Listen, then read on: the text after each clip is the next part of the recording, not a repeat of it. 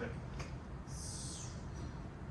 All right, so today we're going to finish what we were talking about with the CPU, and then we're going to move on to talk about some low-level software. So we're going to talk about programming languages, a little bit more about machine-level instructions, and how to go between them. That's something called the compiler and the assembler, and we're also going to briefly mention the operating system if we have time.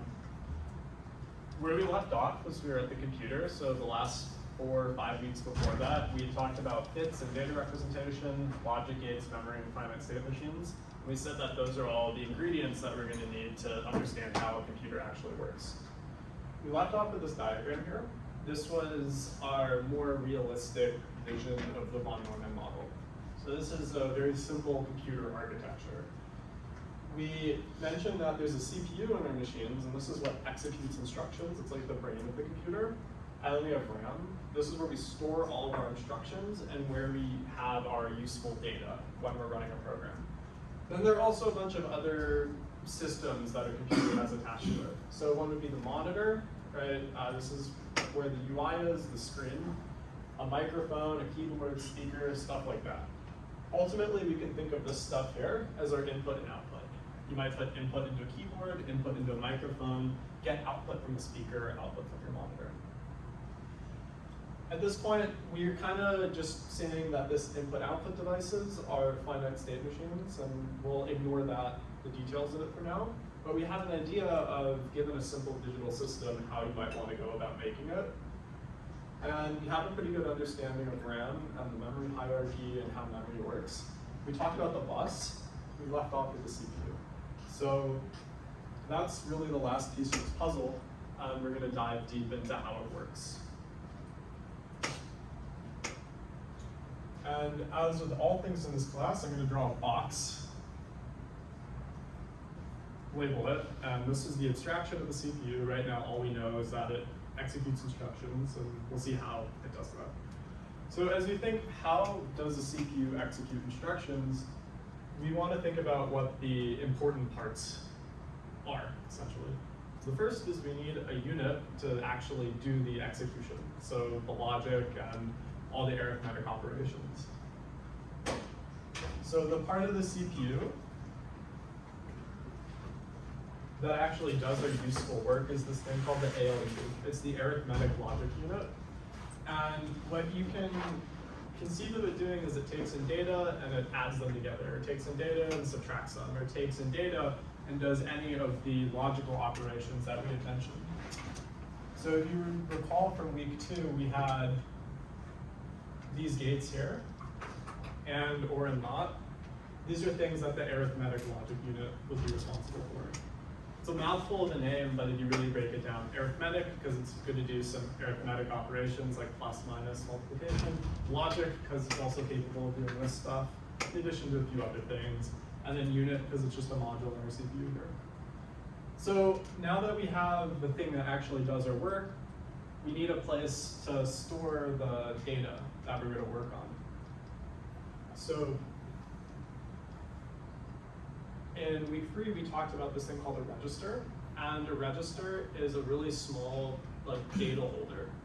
And we said that that's what's on the CPU. On the CPU, we have something called the reg file, or register file, and it's just going to be a set of registers that we're going to use. So I'll draw that right here. R1, R2, R3, R4, R5, and R6. So basically, the CPU has a place to store data, and then a place to actually do stuff. So when it gets an instruction it needs to execute, it has the capability to do that. Any questions so far? Perfect. So in our abstraction here, we have a thing that actually executes our instructions and a unit that holds our instructions. So kind of a natural intuitive thing is that we're going to need a way for the CPU to retrieve instructions from RAM. Okay? All of our instructions are in RAM, so we need to be able to get them. And we have 2 special registers that are going to help us. So I'm going to draw them separately here. The first register is called the PC, or program counter, and the second one is called the IR, or instruction register. So what the PC does program counter is it has an address to the next instruction in RAM. So I'm just gonna write down address here. What we can imagine is if we have our RAM here, and we have a section of our RAM where our instructions are, they might be stored contiguously. What the PC has is the address of the next instruction. So it's kind of like a pointer in RAM. Does that make sense? Can I get some nods if that makes sense? Perfect. And then the final thing we have is the IR, here in the instruction register. And this is where we're going to hold the current instruction that we're working with. So I'm going to write instruction. Basically, the flow is, I'm the PC on the program counter. I have a pointer to the place in RAM that the next instruction is at. What I'm going to do is I'm going to take that instruction and I'm going to put it in my instruction register. So a moment to ground ourselves. An instruction is just bits. Depending on what computer you're working with, it might be a variable number of bits. So you might have 8 bits, 16 bits, up to 64 bits for an instruction. So if you remember, or if, I shouldn't say if you remember, if you've ever heard of an 8-bit CPU, like an 8-bit video game, way back in the day, what that means, 8 bits, is that the instructions are possibly held in 8 bits of data. So what I'm going to do here for instruction, I'm also just going to write down, as an example, 8 bits, just to remind us what's actually being held here. Okay. So this is really awesome. So right now, oh, James. Is that why there's like 32 bits? Yeah, so basically what you might encounter with a 32-bit computer or a 64-bit computer is longer instructions, right? And there's a few other things going on. So if you have a 32-bit machine or a 64-bit machine, that also might be referring to the word size in your computer. And so that's the unit of granularity that everything is working on. So memory addresses would be maybe indexed every 32 bits or every 64 bits. The takeaway though is if you have 8 bits, that's not a lot of space to encode your instructions. But if you have 32 bits, that's more space to encode your instructions, so you might have more capability. What that might mean is your computer might be able to support a bigger memory, it might be able to support more interesting instructions. So what our CPU has right now is it has a place to store data that it's currently using, a place to operate on data, a way to get the instructions from RAM, and a place to hold the current instruction. But that's really not enough. We actually need a little thing in here, we have a bit of space, to orchestrate everything. Right now we have all the ingredients, we need something to actually do our useful stuff that the CPU is going to do. And that thing is called the control unit. So what is the control unit? We're going to talk about it. The control unit is a finite state machine, similar to what we talked about last week.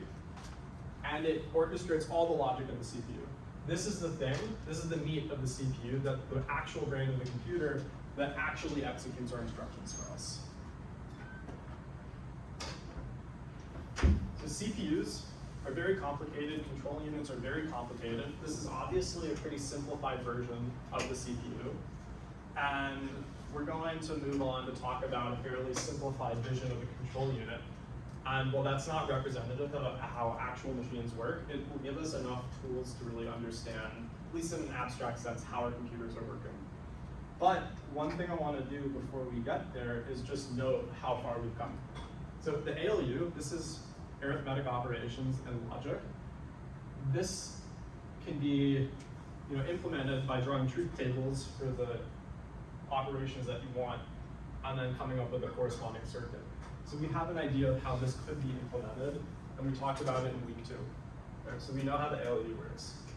Registers, we know how that works. We talked about that in week 3, and we got really, really deep into the details of how to actually store information in their registers. RAM, we also talked about, so we know how that works. The PC and instruction register, those are registers, we know how that works. We know how addressing works. Finally, we know how finite state machines work. We know that we have to write down the states and the transitions, and we looked at how you might build a general circuit for it. So at the end of the day, these aren't just boxes. We've looked into all these boxes, and we have a pretty good understanding of what's actually going on inside. So the control unit, this is the thing that's gonna execute our instructions for us. And there are 5 stages that I wanna talk about in our simplified model. 5 most important stages of CPU. So, the goal of the CPU is to get instruction from RAM, do something with it, and then maybe store results. So, I'll open the question up to everybody. What would the first step be for the CPU? Just logically speaking. If anyone has an idea, feel free to raise a hand. James? Yeah, so James says we need to retrieve something from memory. Okay, we imagine the CPU starts off in a fresh state, we need an instruction to get, so we're gonna fetch it. So the first stage of our CPU is fetch. What it does is you will load in the starting address, and it will fetch this starting instruction into the instruction register. So now, this is a little bit of a harder question, but what would the second step of our CPU be? Of our control unit? What would the second step be? We have our instruction. It's this binary string. It doesn't really mean anything, and we need to do something useful with it. Do you go to the ALU? So we have 1 vote for the ALU. So I have my instruction, and I'm gonna go straight to the ALU. Maybe. So what you're saying is, given the instruction, we're gonna immediately like add something together or do some logic gates. So a question I'll throw back at you is, how do we know what operation to do in the ALU?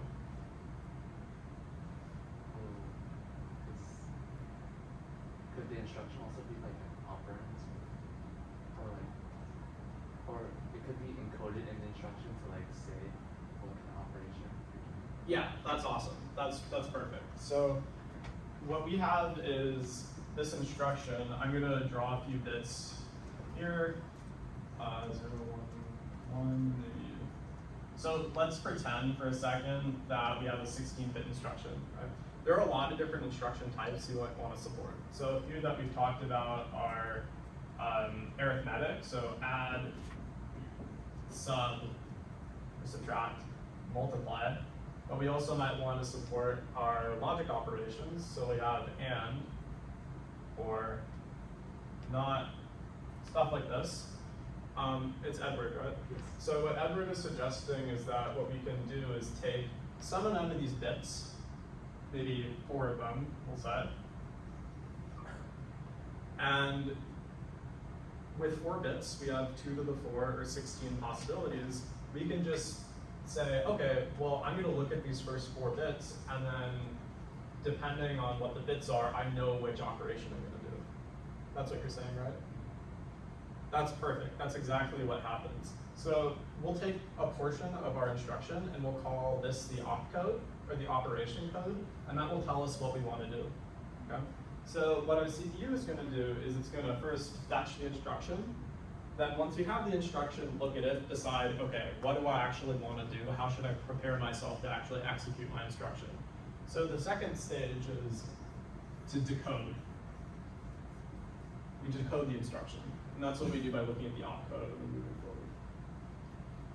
And Edward also mentioned the third stage, which is execute. Once we have our instruction, once we've figured out what we want to do, we'll actually do it. Okay. So some examples would be, if this is an arithmetic instruction, we'll send it to the ALU, we'll do our operation, and we'll have some data. If it's a memory instruction, what we might do is go all the way to RAM to get an address from memory. So one thing that I didn't write here was load and store. We want to be able to interact with our whole system, and part of that is storing our results. So speaking of storing results, it's a little bit of a hint. What would the fourth step be of our CPU?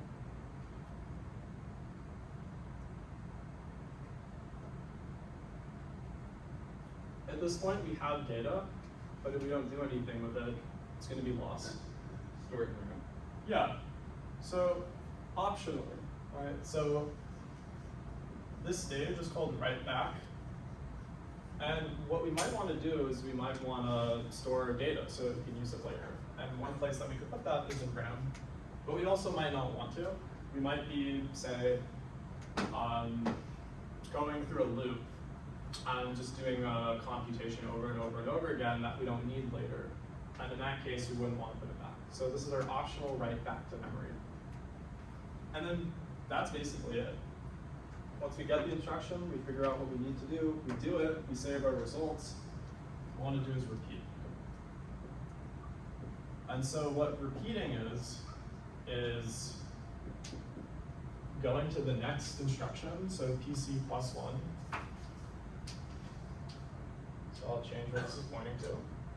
Then we go back through the cycle. We fetch it into the instruction register, we decode it, and we execute it, and we write back our results, and then we do PC plus 1 again. So we'll erase this one more time. We'll go to the next part in memory, and we'll just keep going until we're done. And we might have an instruction called halt, or stop. And when we see it, we'll know to stop our CPU, executing this program. So these steps we wrote here, they're essentially a finite state machine. These are states, and we're going to transition between the states. So where we start is fetch. And then once we fetch, we decode. And decoding might have a bunch of states depending on what the opcode is. And so where we go next is a bunch of different possible places. And this is our execute stage. So one possibility is we add, one possibility is we subtract. You know, one possibility might be that we load, one possibility might be that we write, and so on and so on and so on. And then finally, we come back here and we do our write back, where we maybe put our results in memory. We also maybe don't put our results in memory. And then finally, repeat. But this is just another way of writing what we just did. And as you can see, it's states, transitions, and I'm not going to go into the details of it, but we have an idea of how we might actually build a circuit for this. So now we know how the control unit works. So a bird's eye view of what we've seen is essentially how a computer executes instructions. There are many parts, and they're connected by a bus. We store our instructions in RAM. We execute our instructions here.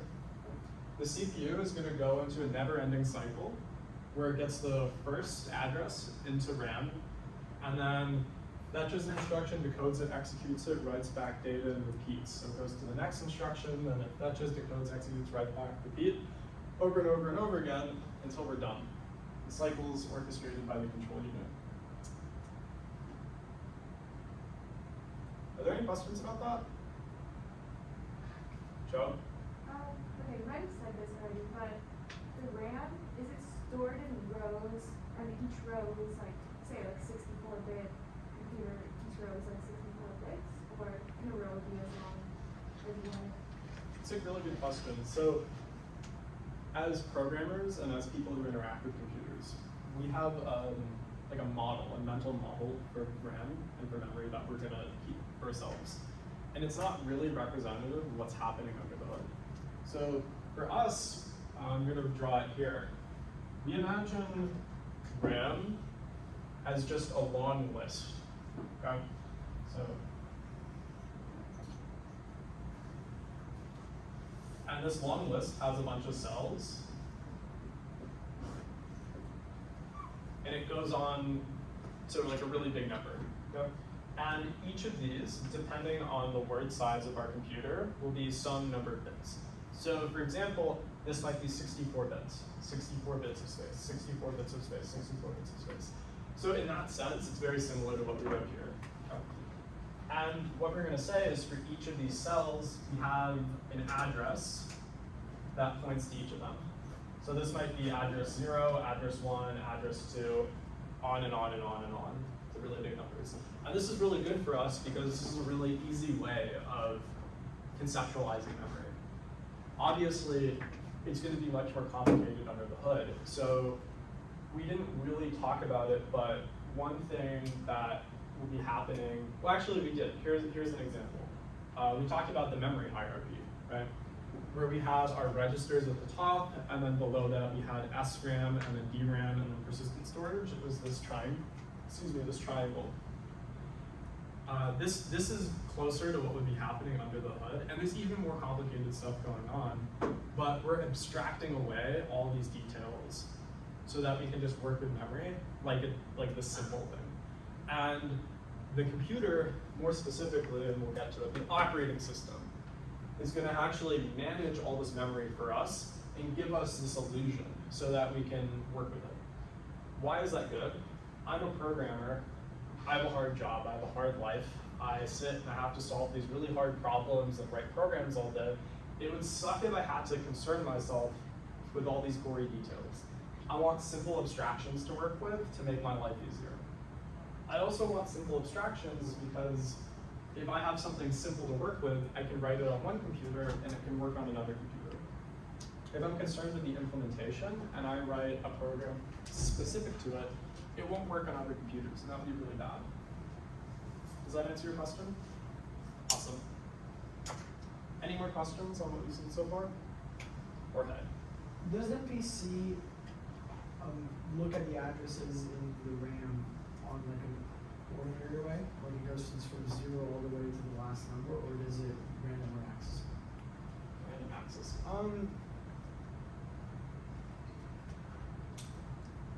So the answer is that it will depend, I think, on what you're looking at. As you get closer to how our CPUs actually work, you get really complicated stuff. So one really complicated thing is called out-of-order execution. So you'll have your instructions, and it might actually be way faster for the CPU if it executes them out of order, which is like crazy. So in that case, it's going to bounce around a lot. But for us, let's just say that our instructions are in order. The PC starts here and just goes in order.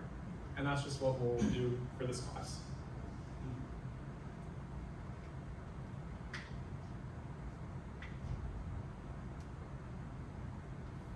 Any other questions, or we'll move on? What are the rest of the bits of the instructions used for? Great question. So I erased it here to make room for that, but we drew out a bunch of other bits.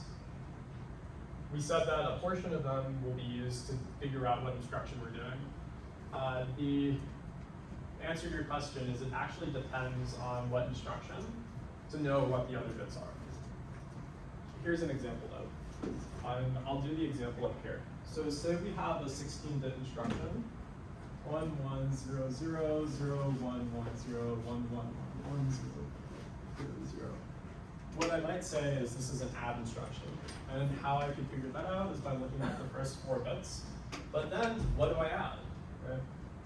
For an add instruction, I'm going to need 2 pieces of data and then a place to store it. So what we might say is that, actually let me do this here. These 4 bits tell us either the actual number to add, or this might be an address into the register file to tell us which number to get. So I'm just going to call this R1 to represent like number 1 or register 1, depending on what you're working with. And then these next 2 would be like R2. And then finally, we have maybe, I'll call this RS for store. And this add instruction, what it's actually encoding is take the value R1 plus R2 and put it in this register. So that's an example. It's just one example. It's going to depend on the instruction. So another example might be, what if we had an instruction that interacts with memory? So I'll draw it here. Maybe we have 1101. So notice that it's a different opcode. 0 0 0 0 0 0 0 1, and then 1 0. And because we said 16 bits, we'll throw another one there. Similarly, we're going to go to the first 4 bits and say, hey, that's our opcode. What does it map to? It maps to a memory instruction. Specifically, in this example, let's say it maps to the store or the load instruction. And what the load instruction is going to do is it's going to go into our RAM at a specified address and pull that into a register. Right? the CPU needs it from RAM so that it can have it there and work on it. So what we would need to do for that is first specify a register. So we'll say this is like whatever register we want. And then the second thing we would need is an address of RAM. So maybe we could say the next 8 bits are our RAM address. So in this example, what we're doing is we're saying I have a store instruction, and I know that it's a store instruction, so I'll take these 4 and set whatever register this is to whatever value is in this address of RAM. Does that make sense? So why is that really important? Is these are just bits, right? How do you tell? In this case, we know to interpret these as 3 register values, but in this case, we need to know that the first 4 bits are a register and the next 8 bits are an address. And the way we do that is we first look at these opcode and say, oh, okay, great. Well, this is going to be an arithmetic instruction, so now I know how to interpret these bits. This is a memory instruction. Now I know how to interpret these bits. Of course, I could spend probably an entire class, probably also an entire quarter, talking about different ways to encode stuff and different ways to build out your instructions and then implement it. This is just a small example. But does it help to understand what's going on? Awesome. Any other questions? Emma. So how is it that just 16 operations can run an entire computer? Because there's so many ways you can keep adding on additional combinations after that operation thing. So that's actually a really, really good question, and we'll do a little bit of quick math to answer it. I think it's pretty instructive to what's going on. So I have, say, 1, 2, 3, 4, 1, 2, 3, 4, 2, 3, 4, 1, 2, 3, 4. I have 16 bits of space, so what can I do with that? In our example, we said that the first 4 bits could be the opcode. And I'm actually going to grab a marker just to write that, opcode. So if we have 4 bits for an opcode, how many instructions do we get? Yeah, we have 4 bits, so that's 2 to the 4. So this is like 16 instructions. And that's immediately a lot of instructions, right? We get all the arithmetic and logic operations we want. We get our memory instructions here. We can also do jump instructions, so that would be skipping around in memory, a whole lot of good stuff. And then we have another 12 bits, right? And the question is how much can we encode here? And I don't have the math for that just off the top of my head, but let's think about it really quickly.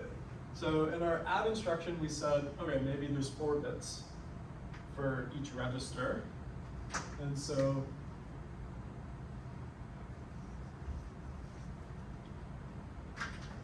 what we said was, this would be like the address into our register file, which means we get 16 registers, right? 2 to the 4 possibilities. So that tells us how much space we have in our reg file there. It turns out a lot of registers to work with.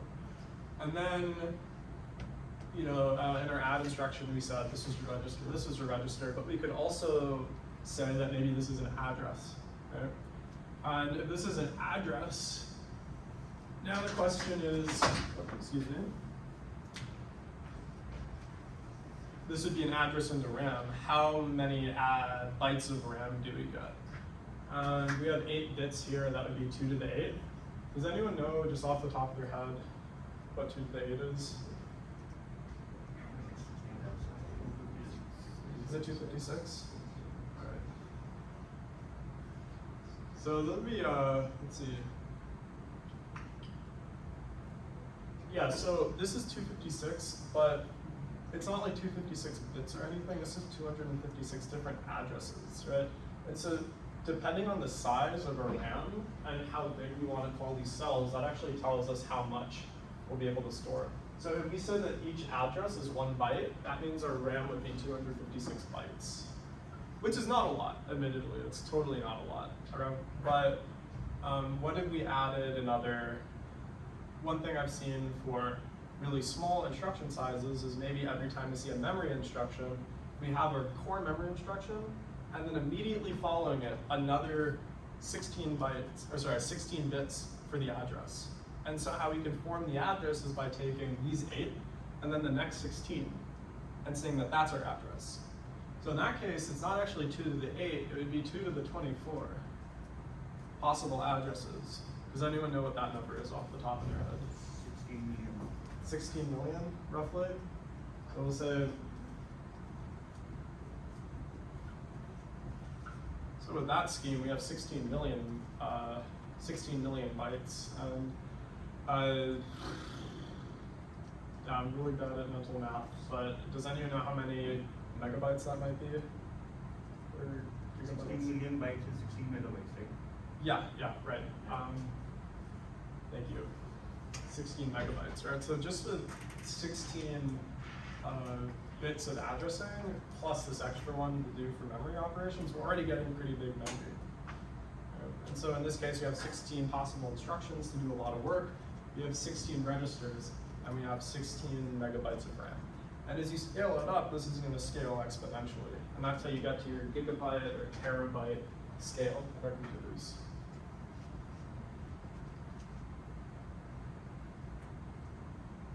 Cool. So I'm going to stop in a moment to ask more questions, or take more questions, but I just want to transition because we've actually already gotten to the second thing that I wanted to talk about, which is languages. So at this point, we know how to execute instructions. And we said that executing instructions is what makes our computers general, and general enough to do a bunch of different stuff. In this class, we have 3 guiding questions. So the first question was, how does a computer work? And we've seen how a computer works. We have a pretty good understanding of it. And we've dug really deep into the details. The next question we're going to ask in this class is, what can we do with computers? And part of what computers can do and what we can do with computers is give them instructions. We have to write programs. And as we transition into exploring what computers are capable of and what their limits are, it's really important for us to know how to write programs and what the instructions actually look like. We've actually gotten a little ahead of ourselves in talking about that, which is really awesome. It means you guys are curious about the next step, which is really important. So what we've been seeing here and here is machine level instructions. At the end of the day, what's in here and what's in here are bits, right? Ones and zeros. It's binary. And the machine takes these binary instructions and decodes it and then executes it. That's not at all what we interact with as programmers. It would be a nightmare. Could you imagine if you had to write a program and you were doing ones and zeros? It would be horrific, terrible. So there are like 2 steps up that us as programmers get to work with.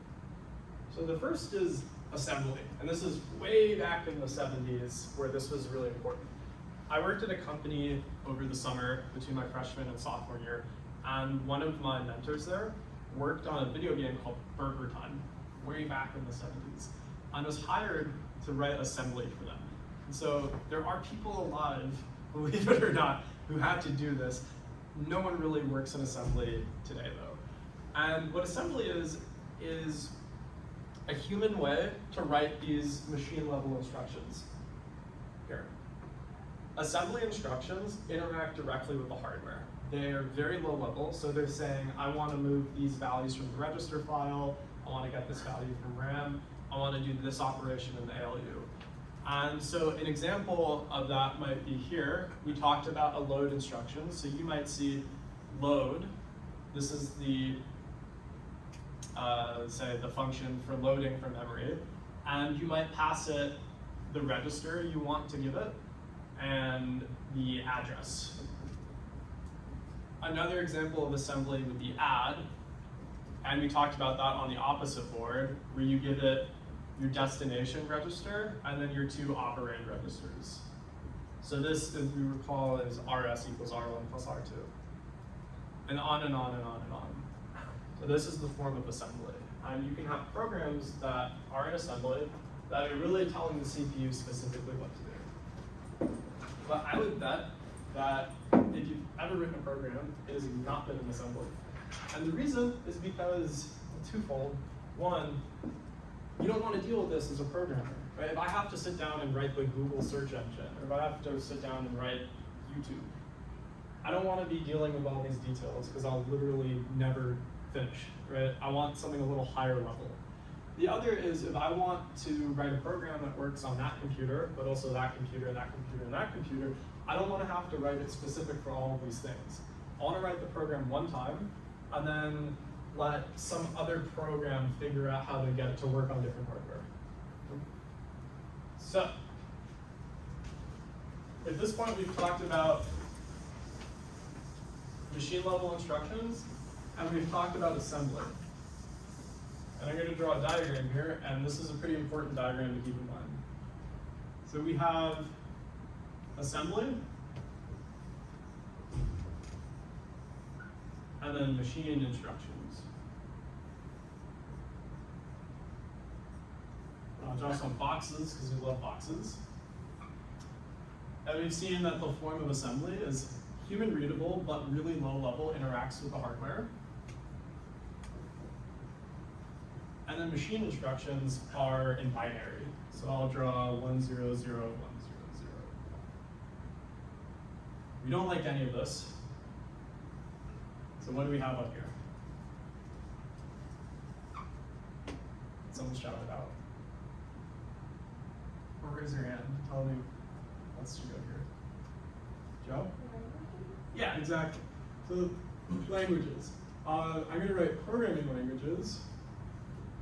And the caveat is, in a way, this is a language, this is also a language. But what I mean by programming languages are human readable programming languages.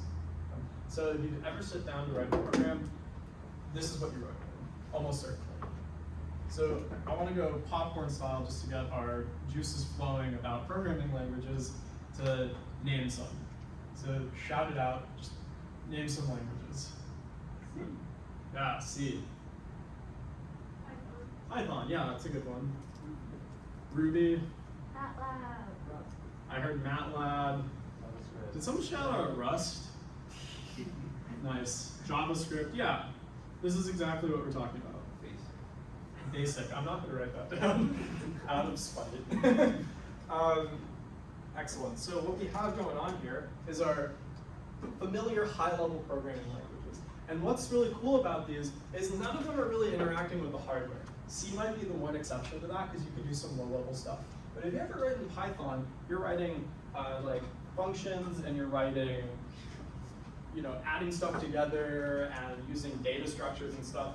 And you probably never think about registers. Actually, you don't think about registers. If you think about registers while writing in Python, you're crazy. James? Isn't BASIC also another low level programming? Yeah, I think it's lower level. I'm not very familiar with BASIC, but I believe that it's one of the earlier programming languages. You shouted that out, Nicola, right? Yeah, I think it was. I just never wrote some games in the 70s. Yeah, it's a low-level programming language. Okay, and so what do we see here? We have these high-level programming languages that humans can work with that completely abstract the details of our computers away, okay? And then we're gonna eventually get down to ones and zeros. So we write in these languages, and then eventually we get down to here. So the question is, how do we get down to there? Is a human every time, maybe a programmer will write this, and then we'll give it to some other employee, and they'll get it to assembly, and then we'll give it to some other specialist, and we'll get it to machine instructions. Now, what we're gonna do is delegate this task to the computer itself, and to different software.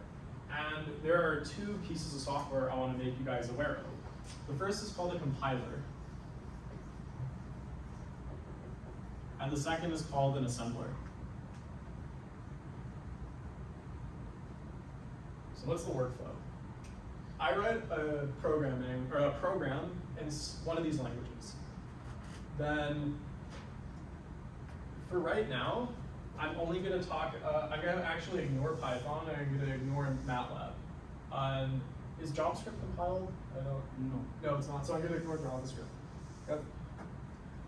There are different classes of programming languages. I'm just going to talk about one called the compiled languages. So instead of JavaScript, what I'll do is I'll write down Java, because that's kind of another one. And then maybe another would be like C++. So say I write a program in one of these languages. What I then do is I call the compiler, okay? And the compiler takes my program, and it converts it to a program in assembly. So I take my high-level language, and then I output, load word, add word in sequence. And those programs do the same thing, but the assembly is closer to the hardware that I call the compiler for. So different computers have different compilers specific to their hardware. Okay, then I have my assembly. Finally, what I'm going to do is call the assembler, which is another program, and it's going to output ones and zeros. Okay? And so how do I get from my high-level, nice, understandable human language all the way to my ones and zeros? Is I call compiler, and I call assembler. James. Why don't we skip the assembly and assembly? Say that again? If assembly is for human vehicle, like kind of human vehicle, why don't we just skip that? Most modern compilers, if you ever call, compiler on your language, don't expose the step. They just go all the way down there. And I think an answer to your question is like, why do we not skip the step? Is the compiler will optimize your code for you, it'll make it faster. And I think there might be something to do with this step to here making that an easier process, but I'm not really certain. Nicola? Sense, but you said the compiler is a program. What language is the compiler written in? This is going to be the stupidest thing that you hear in this class, but also one of the funniest. Let's talk about the C compiler for a moment. It's a chicken and the egg problem. Yes. Pretend there are no programming languages yet. And I write a program in C for the first time ever. And I need a way to get my C program to machine level. It turns out that the C compiler is written in C. Okay, but if the compiler is a program, how did I compile that first program? Yeah, so what's done is something called compiler bootstrapping. I take my program in C, and I write a compiler in assembly directly, because humans can do that. And the compiler is written in assembly. I then compile C all the way down to machine level. Okay? But what's that very first program I wrote in C? I wrote a compiler. And so I write the C compiler, I compile it, and then I throw out this first one. And now I have my C compiler. And it's a binary, so I can actually use it on new programs. Is a similar thing done for the assembler? I don't know. Probably, but I'm not sure. Okay. Cool. So a couple pieces of terminology I want to throw at you guys. Just to keep in mind if you're curious to look up more. And then fortunately, notes for this whole section are done. Then the notes for the next section are not done. Okay, so we've talked about, thank you, Josh. We've talked about assembly here. The specific set of instructions for a specific hardware is called the ISA, the instruction set architecture. And what the ISA is basically, I just built a computer, or I just built my phone. And so I have hardware. I need to tell software how to interact with it. I need to give it a set of instructions to interact with my architecture, hence the instruction set architecture. There are two classes of ISAs that are in use today. The first is called CISC, and the second, can you guys see this, kind of? It's called RISC. So what do these stand for? Complex Instruction Set Computer and Reduced Instruction Set Computer. So what a CISC computer is essentially hardware where the ISA has tons of different instructions that are really complicated and really powerful. RISC, it's a different train of thought. What it is an ISA, or a computer that has an ISA with a reduced instruction set. So a very small number of possible instructions that are less powerful. But you can get power by just stringing together more of them. Now, today, people have decided that RISC is probably the best idea. And the reason is, if we have a reduced instruction set, even though it takes more instructions to get what we want, we can build faster machines. And so overall, it's going to be more efficient, and we're going to have more powerful computers. Are there any questions on that? On what an ISA is, CISC or RISC? James? What's the ISA? What does it stand for? Instruction set architecture. No. Okay. So, last thing I wanted to talk about was OS, operating system. And that's a huge topic, so we're not going to go very deep into it. But I wanted to just briefly mention it and then say what the main parts of an OS are. So you are familiar with operating systems. It's people who use computers. You have Mac OS, Windows, Android, iOS. That's the iPhone operating system. So they're everywhere. They're on all our machines. Why do we have operating systems? Now, to answer that, I'm going to tell you about two people. And they're very different people, but they achieve the same outcome. So person one is a programmer, and he sucks. He's really bad at his job. So he'll write a program, it gets compiled down to machine instructions, and he gets to interact directly with this hardware, and he just breaks everything completely by accident. He manages to corrupt all of the memory because he's going willy-nilly, and manages to just like erase all the contents of his register file. So this programmer is not good at his job. He also like accidentally wrote a program that's hogging the CPU. It just never executes, infinite while loop. Here's person two. He's malicious. He actually really understands what's going on. And so what he does is he writes a program, a virus, gets it onto someone else's machine, and breaks it on purpose. And the way he breaks it is by interacting directly with his hardware and destroying all the resources. Both of these situations are really bad, and so both of these situations, we have something that we don't want at all. So what do? We have like a layer in between software, and we have like 2 more minutes, and then we'll adjourn for the day. So we have our hardware, and we have our software. This is where the stupid programmer and the malicious programmer are. This is our computer. We'll have something in between called the operating system. So what is the operating system? It's this piece of software that facilitates everything for us.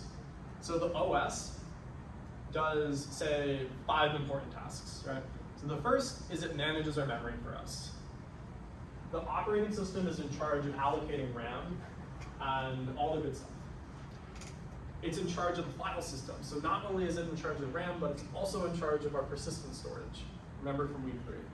And in that way, the operating system is going to prevent programs from corrupting everything.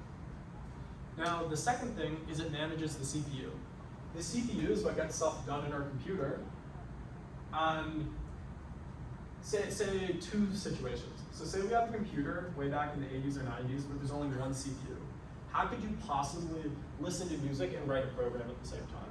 Or load a video and write a Word essay at the same time? How could you do multiple things on a computer that only has one CPU? It's because the operating system is in charge of taking all the programs that are running and essentially giving each one time to run. So the OS is managing the CPU resource and saying, you get a little bit of time to run, you get a little bit of time to run, you get some time to run, you get some time to run. Now another one is today we have many CPUs on a computer. So what if you have an enormous program that would take forever to run? What do? The OS is going to take that enormous program and split it up and run it on all the different CPUs and then synchronize it together. So in that sense, we've seen the OS does our memory management, our OS does our file management, our OS does our CPU management. And the final thing is, or 2 more things, the OS will be in charge of these different devices that we have attached to it. So the UI on a computer is managed by the operating system. And the final thing that I wanted to bring up is security, right? We've motivated this whole thing about making sure our systems are secure. So we have our software, we can break our hardware. No, we can't. Our OS is in between it. It's going to protect our computer. So we're basically done with how a computer works and the different aspects of it. The workflow is I write a program in a high-level programming language. I've got my compiler, I go down to assembly. Assembly goes through the assembler to machine-level instructions. Machine instructions get loaded into RAM. my CPU will go into the cycle executing everything using the register file, ALU, and control unit, and this workflow. All the while, the operating system is making sure that all these resources are managed properly and everything is done safely. And we know how all of it works.